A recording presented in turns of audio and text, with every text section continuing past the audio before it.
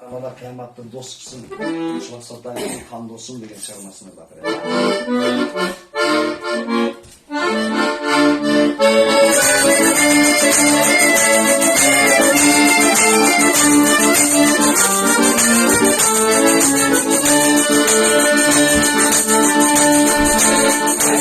Açıkan dostum, yaşlı dolar ayrılık, ayrıldığında sırlama, yanlışa var ayrılık.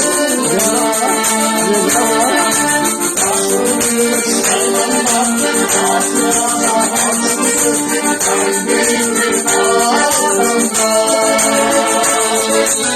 Sözümün sesi taşıyor kulağına.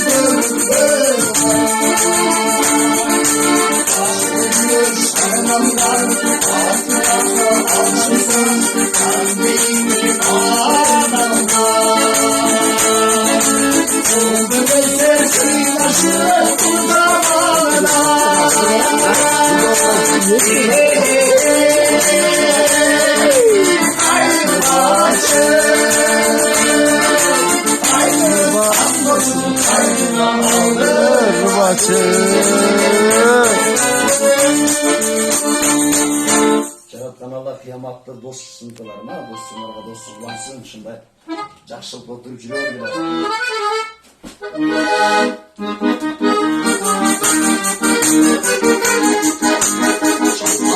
Olsun başkanda, yalnızlık hatarasında, çatışında uyumaktım ben kanıda,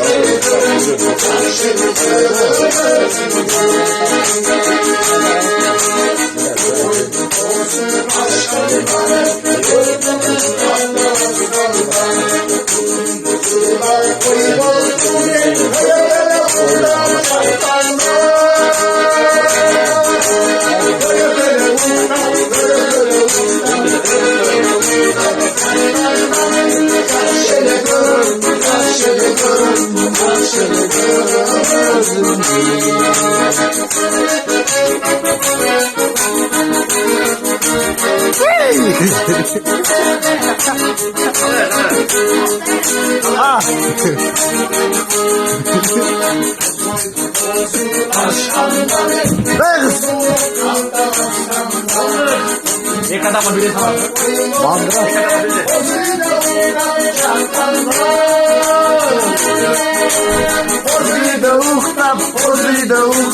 Pozida uxtab, yaslanlarım, yaxşili görüm özümdür. Çadırda uxtab,